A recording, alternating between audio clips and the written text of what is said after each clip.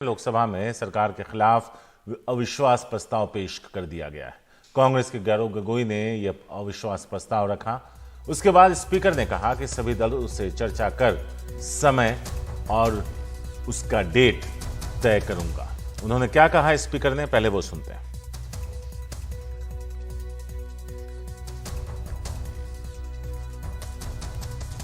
माननीय सदस्यगण, मुझे सदन को सूचित करना है कि मुझे श्री गौरव गोगोई से नियम 198 के अंतर्गत मंत्रिपरिषद में अविश्वास प्रस्ताव प्राप्त हुआ है। मैं श्री गौरव गोगोई से सदन की अनुमति प्राप्त करने के लिए अनुरोध करता हूं।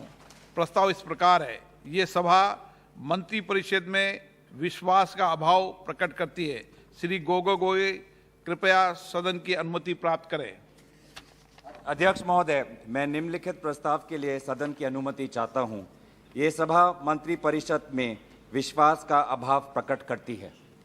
मैं उन सदस्यों से जो इस प्रस्ताव की अनुमति दिए जाने के पक्ष में ये अनुरोध करता हूं, वो अपने स्थान पर खड़े हो जाएं। इस प्रस्ताव की अनुमति दी जाती है।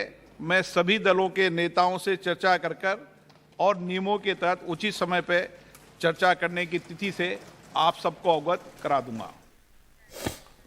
हमारे मैनेजिंग एडिटर मनोरंजन भारती इस वक्त मौजूद है। बाबा, मेरा पहला सवाल लेमैन की तरह है कि जब स्पीकर ने कहा कि हम वक्त और तारीख तय करके सबसे बात करके बताएंगे, इसका मतलब यह है कि अब अविश्वास प्रस्ताव पे चर्चा होगी।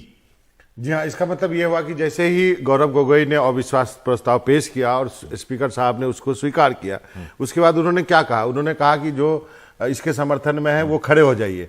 उसके बाद उन्होंने देखा, एक्चुअली नियम ये है कि आपको कम से कम 50 सांसदों का समर्थन चाहिए, तो 50 लोग खड़े हुए होंगे। एक बार उन्होंने देखा, उनको लग गया हुआ ये आंकड़ा 50 या 50 से ज्यादा है, तब उन्होंने कहा ठीक है, मैं इसको स्वीकार करता हूं। इस पे अब मैं बात करके सभी लोगों से समय और तारीख दो वर्ड उन्होंने कहा। अब वो सरकारी पक्ष से भी बात करेंगे, प्रधानमंत्री किस दिन अवेलेबल है, नहीं है, किस दिन होगा, समय होगा, तारीख तय की जाएगी। सोमवार हो सकता है या कल भी हो सकता है, परसों भी हो सकता है, और समय भी तय करेंगे। कितने घंटे बहस चलेगी, 10 घंटे की बहस होगी या 12 घंटे की बहस होगी, 6 घंटे की बहस होगी, ये सारा टाइम वो तय करेंगे। बाबा, अगला सवाल। कांग्रेस और पूरा विपक्ष ये चाहता था कि नियम 267 के तहत मणिपुर पे चर्चा हो। सत्ता पक्ष नहीं चाहती। 176 के तहत कहा कि हमने तो लॉक कर दिया। क्या इन्होंने एक दूसरा रास्ता अख्तियार किया है सदन में अपनी बात रखने, प्रधानमंत्री से लेकर पूरी सरकार को घेरने के लिए? देखिए, दोनों सदन में जो विपक्ष है उसकी कोशिश थी कि ऐसे नियम के तहत चर्चा हो जिसमें वोटिंग हो। लोकसभा में उतने मायने नहीं रखता, लेकिन राज्यसभा में बहुत मायने रखता है, जिस नियम के तहत विपक्ष जो है वो चर्चा चाहता था, और इसी को लेकर के जो है गतिरोध बना हुआ था। सरकार की तरफ से जो नियम दिए गए थे उसमें केवल चर्चा है, उसमें वोटिंग नहीं होती है, इसलिए उस नियम के तहत ही अब राज्यसभा में चर्चा एक्सेप्ट की गई है।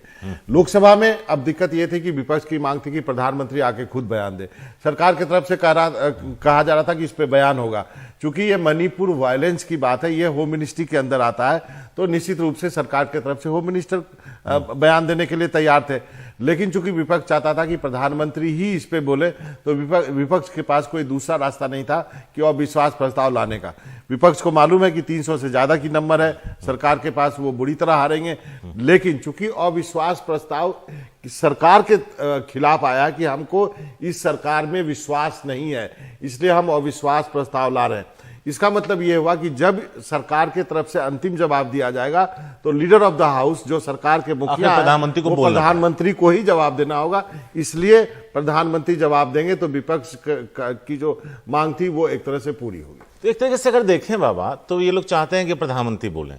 अगर सदन में जब प्रधानमंत्री जवाब देंगे, मणिपुर का जिक्र करते हैं, तो उनकी वो मांग पूरी हो जाएगी। नहीं करते हैं तो हमला करने का एक और मौका मिलेगा कि प्रधानमंत्री ने जवाब देते वक्त भी इस मुद्दे पर खामोशी अख्तियार कर लिया। ये पूरा जो अविश्वास प्रस्ताव है वो मणिपुर के मुद्दे पे लाया गया, तो विपक्ष की तरफ से जितने भी दल बोलेंगे, एक एक दल को मौका दिया जाएगा। इवन ओवैसी साहब भी बोलेंगे लास्ट के 2 मिनट। हर पार्टी को उसकी संख्या के अनुसार टाइमिंग फिक्स होता है, तो सब बोलेंगे 30-40 पार्टी जितनी है। उसके बाद सरकार की तरफ से भी जवाब दिया जाएगा।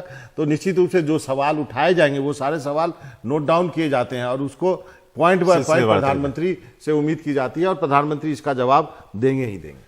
दो सवाल हैं जो आपस में जुड़े हुए हैं। पहला कि अविश्वास प्रस्ताव कांग्रेस और बीआरएस दो आए, पूरा विपक्ष एक ही मांग कर रहा है, तो विपक्ष का जो गठबंधन है, अगर मैं गलत हूं तो मुझे सही कर दीजिएगा, कि क्या इंडिया गठबंधन, जो इंडिया जो नाम है, क्या वो एक पूरा प्रॉपर अविश्वास प्रस्ताव नहीं ला सकता था, या वो ये नहीं चाहते थे इसलिए कांग्रेस और बीआरएस ने हाथ मिलाया? इसको समझा दीजिए। नहीं, दो अलग अलग प्रस्ताव आए हैं जी। ठीक है, ये जो इंडिया गठबंधन है उसकी तरफ से ये प्रस्ताव आया है जिसके लिए 50 सांसदों ने खड़े होकर के समर्थन दिया है।